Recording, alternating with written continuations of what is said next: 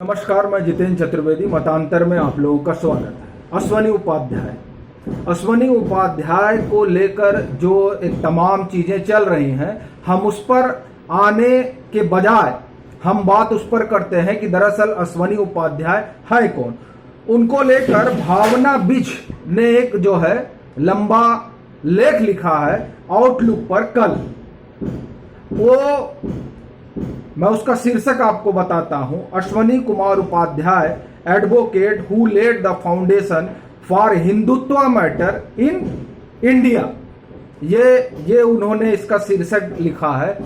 और आगे वो लिखती हैं कि जब दिल्ली पुलिस उन्हें गिरफ्तार की, उनको हिरासत में ली, उनसे पूछताछ कर रही थी, उसी समय सुप्रीम कोर्ट का एक आदेश आता है जिसमें कहा जाता है कि कोई भी राज्य सरकार किसी भी एमपी एमएलए के केस को विड्रॉ नहीं कर सकती। अगर वो उसको विड्रॉ करना है तो उसको कंसर्न जो स्टेट हाई कोर्ट है उससे अप्रूवल लेना पड़ेगा। ये जो सुप्रीम कोर्ट का निर्णय आया है, मतलब जिनके ऊपर क्रिमिनल चार्जेज हैं, जो ऐसे एमपी एमएलए हैं जिनके ऊपर क्रिमिनल चार्जेस हैं, उनका वो यूं ही वापस नहीं ले सकती हैं। इसके लिए उनको पहले हाई कोर्ट से अप्रूवल लेना होगा। मैं आपको सुनाता हूं। Supreme court issued urgent direction stating that state government can not withdrawn criminal cases against MP and MLA without the approval of the concerned state high court। ये जो आदेश आया है, ये अश्वनी कुमार की पीआईएल पे आया, माफ करिए, अश्वनी उपाध्याय की पीआईएल पे आया है। अश्वनी उपाध्याय स्ट्रीट फाइटर हैं, ये अब आया है। वो दरअसल कोर्ट रूम के फाइटर हैं और एक मजे हुए वकील हैं। उन्होंने दर्जनों पीआईएल डाली हैं जिसमें हिंदी भाषा को अनिवार्य बनाया जाए, 6 से 14 साल के बच्चों के लिए जो है वो योगा को जरूरी किया जाए और राष्ट्रगान को अनिवार्य किया जाए।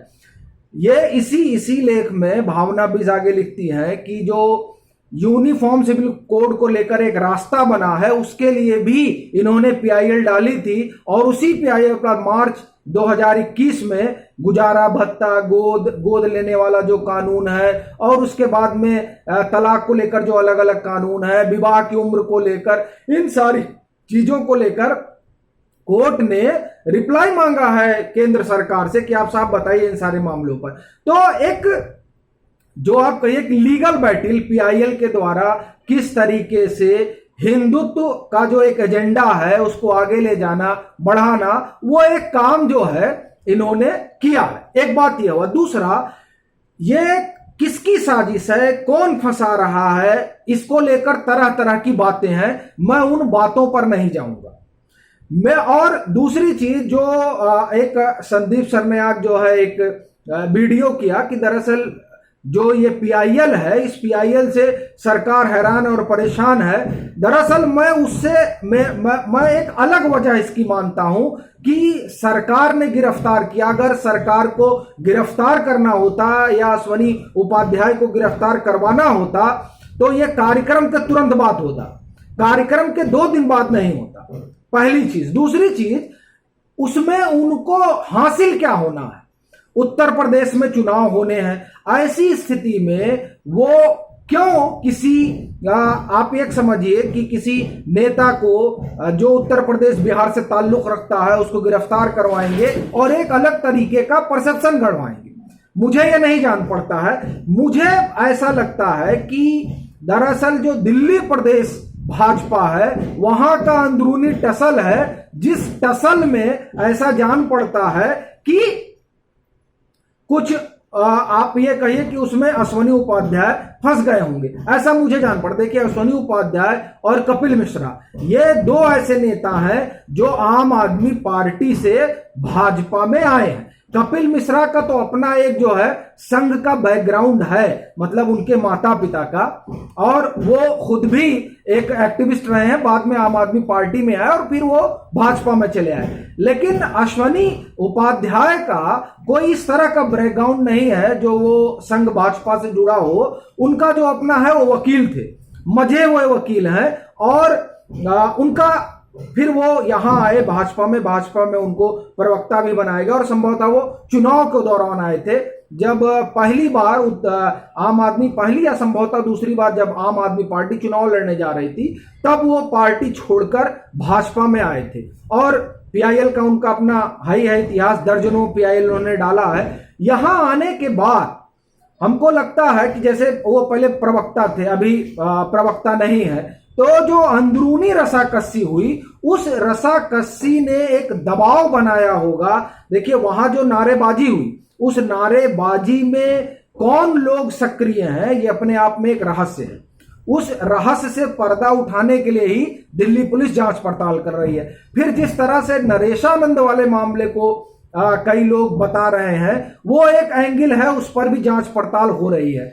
लेकिन ये जिस तरीके से इनको पकड़ा गया, और अभी देखिए कि संभवतः जो है कोर्ट में अपनी का जमानत का जो मामला चल रहा है, वहां जो तर्क रखा गया उसमें कहा भी गया कि साहब हम वहां थे ही नहीं। जब वहां थे ही नहीं तो और अगर हमने दिया हो तो हमको पकड़िए।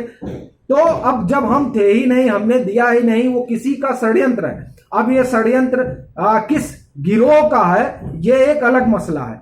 लेकिन ये जांच पड़ताल का विषय है। जो जांच एजेंसियां हैं वो जांच करेंगी और सत्य बाहर लाएंगी।